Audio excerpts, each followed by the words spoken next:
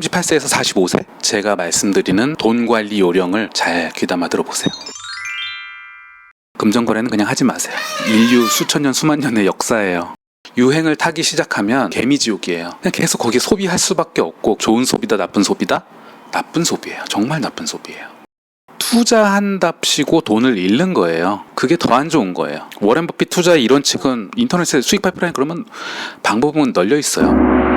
거창한 이론 말고 7가지 정도 한번. 첫 번째, 10만 원 이상은 못 사게 시스템을 만들어라. 대부분 돈 잘못 관리하시는 분들 보면 크게 나가는 돈들을 통제를 못해요. 예를 들어서 내 배우자, 가족 2사람의 사인이 있어야 되게 내가 산다든지, 아니면 사고 싶은 게 있으면 장바구니에 담아놓고 한 달 동안 기다려보고 한 달 후에도 사고 싶으면 그때 한번 산다든지 막아야 돼요. 자기 자신을 통제해야 돼요. 특히 남성분들은 차량용품 조심하셔야 되고요. 여성분들은 옷이나 가방 조심하셔야 될 것 같아요. 두 번째, 새 차 사지 마라. 차 새 걸로 사지 마라 라고 저는 후배들한테 늘 얘기해요. 5천만 원짜리 차 몇 달 있으면 얼마나 떨어지는지 한번 보세요. 제 조언은 차가 필요하면 차라리 괜찮은 중고를 사라. 중고 거래하는 스킬도 굉장히 중요하거든요. 사업가 마인드를 좀 배울 수 있어요. 세 번째, 빚이에요. 빚. 부동산 매물을 하기 위해서 레버리지 하기 위한 빚. 무리하지 않는다면 좋은 빚이에요. 차를 사기 위한 빚, 안 좋은 빚이에요. 없어지거든요.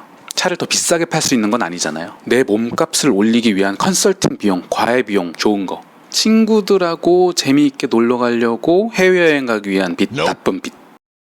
네 번째, 좋은 옷을 사라. 의외의 조언이죠. 좋은 옷은 사람을 돋보이게 해요. 제가 말하는 건 비싼 거를 자주 사라는 뜻이 아니고, 나한테 어울리는 스타일을 빨리 찾으세요. 90년대에 신촌의 현대백화점 전에 그레이스 백화점이라고 있을 때가 있어요. 저 거기서 산 옷이거든요. 유행을 안 타는 걸 사셔야 돼요. 유행을 타기 시작하면 진짜 그거는 개미지옥이에요. 내가 유행을 따라가려고 하면 그냥 계속 거기에 소비할 수밖에 없고, 그것은 좋은 소비다 나쁜 소비다? 나쁜 소비예요. 정말 나쁜 소비예요. 제 스타일을 한 30대 초반에 찾았어요. 회사 다니거나 출장하거나 외국 사람들 만날 때는 늘 똑같은 옷, 몇 가지 좋은 옷을 사서 계속 그걸 입었고, 덕분에 똑똑하고 일 잘하고 뭐 옷도 잘 입고 센스 있는 그런 사람으로. 다섯 번째, 요거 약간 좀 의외의 조언인데, 돈을 가만히 놔두면은 인플레이션 때문에 가치가 떨어진다 그러잖아요. 요새는 투자를 안 하고 돈을 적금을 부으면 구석기 시대 사람처럼 이제 취급을 받잖아요. 차라리 적금이 나을 수 있다. 차라리 적금이 나올 수 있어요. 인플레이션 때문에 가치는 떨어질 수 있겠죠. 하지만 더 큰 문제는요, 투자한답시고 돈을 잃는 거예요. 그게 더 안 좋은 거예요. 워렌 버핏 투자의 이론칙은 손해를 보지 말아잖아요. 근데 지금 투자라는 게 유행을 따라가고 막 하다 보니까 돈을 가져오기는커녕 잃는 사람들이 훨씬 많아요. 이거 무슨 말씀이신지 아실 거예요. 여러분은 투자 전문가가 아니에요. 투자를 안 하고 적금으로 모으는 게 나중에 시간이 지나면 오히려 남는 장사일 수 있다. 정말 좋은 기회가 왔을 때 투자하는 것. 이건 투자에서 잃어본 분들이라면 좀 공감하실 거예요. 여섯 번째, 금전거래 하지 마세요. 절대로.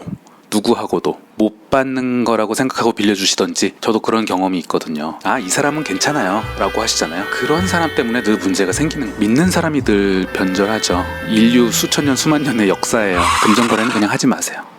일곱 번째, 패시브 인컴 하는데 거창한 생각하지 마시고 딱 5만 원을 일단 만들어 보세요.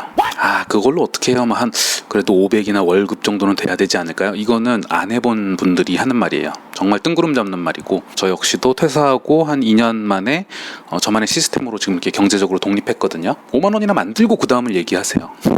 위탁 판매, 제가 책 썼어요. 그죠?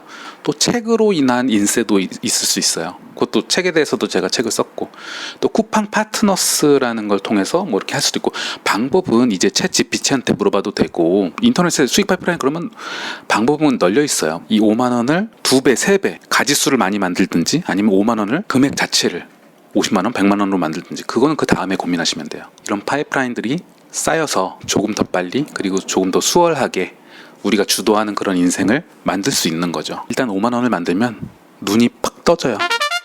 우리가 주인공이 되는 인생, 내가 하고 싶은 일로 자유롭게 살 수 있는 인생 만들 수 있다. 힘내시고 제 블로그에서 또 뵐게요.